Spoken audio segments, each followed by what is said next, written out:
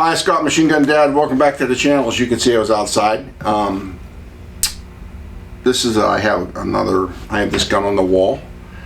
This is a 91, Russian 91, and there's a story to this one. So let me tell you the story before we get into the close-up. First of all, this gun was made by Westinghouse in 1915, I believe. Is what it says. Yep. Obviously, it was sent to the Imperial Russian Army because they hadn't folded in 1915. 1917, they become the Red Army. They lose the revolution. Somewhere along the line, the Reds get in a pissing contest with the Finns, and the Finns captured this rifle because there's a Finnish import, Finnish SA on this. Apparently, when the Finns captured it, it wasn't in bad enough shape to be rebarreled with a Finnish barrel, so it still has the Russian barrel on it. The Finns lose to the Russians. At the end of the war, the Russians get it back. It apparently must have sat in a warehouse somewhere. It was counterboard to about here, which is typical for post-World War II, post-Russian, save it for a rainy day type thing. There are a lot of counterboard 91s and 9130s.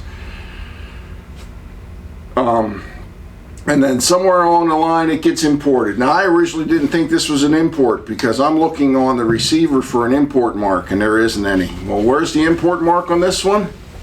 Century put it on the barrel. I have no idea why they would put an import mark on something that can be removed, but that's where the import mark on this. So this is a Century Arms import of a rifle that probably fought in at least 2, if not 3, maybe 4. You figure Russians against the Germans, World War I. Russians against the Russians, that's 2. Russians against the Germans again, or I'm sorry, Russians against the Finns capture it, Finns against the Russians. So at least 4 wars this thing probably fought in. If this thing could talk. Let's move in close. I'm going to show you the markings so to explain why I believe that's the history of this weapon. We moved in close on the 91. You can see serial number. This is Westinghouse. I'm going to see if I can change the lighting a little bit. See if you can pick up the Westinghouse. All right.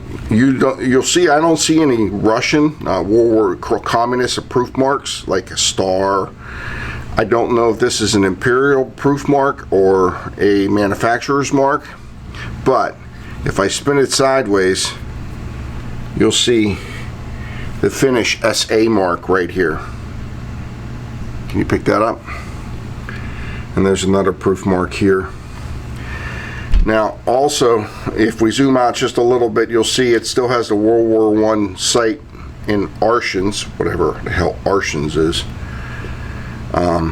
But, as I said, if this thing could talk, we know at least it served in the Imperial Army, the Red Army, the Finnish Army, and then back to the Red Army, and then it went somewhere else and somehow it ended up back here. So it probably fought in 2 or 3 different wars. Let's move back out. Hey, you just saw it up close. Let's go ahead and shoot it.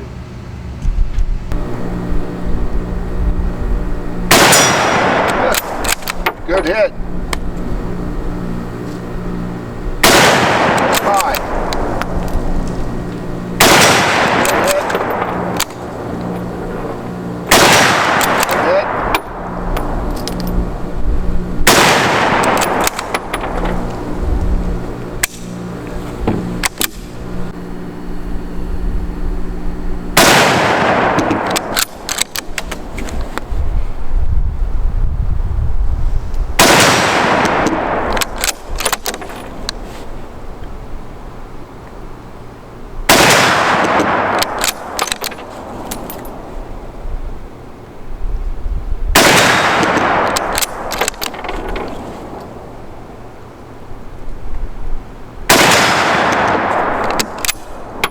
Hey, you just saw us shooting it. I'm going to let Nick talk about it first. This is a amazing gun to shoot. The sights are good. I really like the trigger on it. The weight of it is pretty good. I like the longer barrel on it, and the fact that it's got so much history to it. Like, you can tell that it went to the Imperial Russians, then it went to the Finnish, then it went to the Soviets. This thing bounced around everywhere.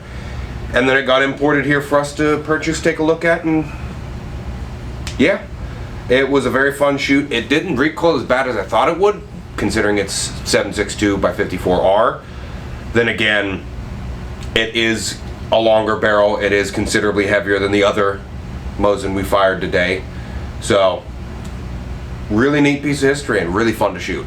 In my bolt action rifles, the Nagant is not very high.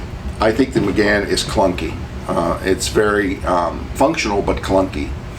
However, this Nagant is pretty smooth, and the history makes this gun, shooting this gun, like you can almost feel the history oozing out of it. It is really a cool piece of history. I'm glad Nick got to shoot it. This is my favorite Nagant. I like the longer version. I like the World War I sights, but I'd still rather have a Mauser if I had to fight with one. But you can't knock the fact that this, if this thing could talk. Thanks for coming back to the channel. Please like, subscribe. I do read the comments. I do, as long as you're not an idiot, I will respond to you. I don't delete idiots' comments unless they're going to get me in trouble with YouTube's. Thanks again.